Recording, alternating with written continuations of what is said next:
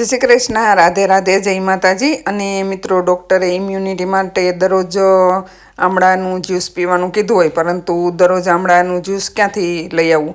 તો હું આજે એક સરસ મજાની નવી ટ્રીક બતાવવાની છું। તો વિડીયોને છેલ્લે સુધી જોજો। ચેનલ પર નવા હોય તો સબસ્ક્રાઈબ કરી લેજો। અને આમળા વાળ માટે ખૂબ જ સારા છે। તો તમે આ જ્યુસના જે હું તમને બતાવીશ એ તમે સાચવીને રાખી શકો। તો કેવી રીતે આપણે બધું સાચવીને રાખવું, તો ચાલો એના માટે પૂરો વિડીયો જોઈએ। તો સૌથી પહેલાં મેં આમળા, હળદર અને આદું એ ત્રણે લઈ લીધું છે, અને આપણે જોઈશે એ પ્રમાણે રાખીશું અને છાલ કાઢી લઈશું આદુની અને હળદરની બંનેની। અને ત્યારબાદ આપણે એ બધું છે એના કટકા કરી લઈશું। તમે હળદર ઓછી નાખવી તો પણ ચાલે, અને આમળા વધુ નાખવા હોય તો પણ તમે લઈ શકો। દાખલા તરીકે તમારે વધારે ટાઈમ રાખવું હોય અથવા તો વધારે બનાવવું હોય, જેમ કે 500 ગ્રામ, કિલો, તો પણ એવી રીતના તમે સ્ટોર કરી શકો। હું પણ બનાવવાની છું, પરંતુ આજે મેં આગળ તમે વિડીયો જોઈ લીધો હશે તો હું એક અથાણું બનાવું છું, એટલે મારી પાસે મેં આટલા જ વધાર્યા હતા આમળા। તો જુઓ, આ બધાને આપણે કટકા કરી લીધા છે, એને આપણે એક મિક્સર જારમાં ટ્રાન્સફર કરી લઈશું। તો મેં નાનું મિક્સર જાર લીધું છે, કારણ કે થોડા છે તો, અને તમારી પાસે વધારે હોય તો તમે મોટું મિક્સર જાર લઈ શકો। અને હવે આપણે બધું આને જુઓ, જીરું, ત્યારબાદ તજનો પાવડર છે, અને સિંધાલું મીઠું અને તીખા છે, એ બધું એમાં નાખી દઈશું।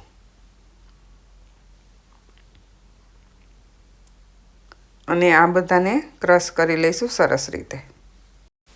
હવે આપણે એમાં થોડું પાણી નાખીશું, કારણ કે પાણી વગર એ સરખું પીલાશે નહીં, એટલા માટે।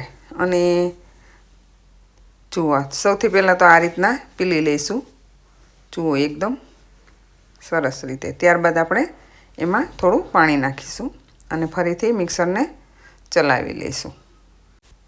હવે જુઓ, આપણો પલ્પ એકદમ તૈયાર થઈ ગયો છે સરસ રીતે, અને આપણે એને ગાળી લઈશું, કારણ કે આમાં કૂચો હોય છે ખૂબ જ, હળદરનો, આમળાનો અને આદુનો। અને આ જે કૂચો નીકળે એને આપણે ફેંકી નહીં દઈએ, કારણ કે એને આપણે એક ખાતર તરીકે ઉપયોગમાં લઈશું। જે આપણે નાના નાના ઝાડવા કંઈ ફૂલ છોડ હોય તો એમાં તમે ખાતર તરીકે નાખી શકો, તો બહુ જ જે છોડ હોય છે એને હળદર હોય તો બહુ જ સારું રહે છે, એટલા માટે। તો આ રીતે સાવ નીચોવી અને પલ્પમાંથી બધો જ રસ કાઢી લેવો। તો જો હવે આપણે જે પલ્પ હતો એમાંથી આપણે એકદમ રસ સરસ રીતે ગાળીને કાઢી લીધો છે। અને હવે તમે આમાં લીંબુ નાખી અને પી શકો।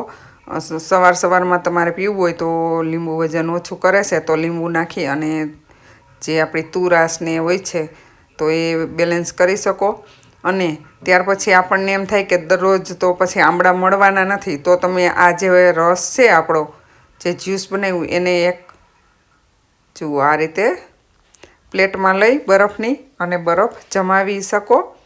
અને ત્યારબાદ એ બધા જે બરફના પીસ હોય છે એ એક પ્લાસ્ટિકની બરણીમાં કે થેલીમાં તમે લઈ અને પછી એને તમે જ્યારે પણ જ્યુસ પીવો હોય ત્યારે આ રીતે કરજો। પહેલાં તો આપણે એને ફ્રીઝરમાં મૂકી દઈશું, અને 3-4 કલાક ફ્રીજમાં રાખ્યા પછી જુઓ આ રીતે આપણે એકદમ સરસ થઈ ગયા છે।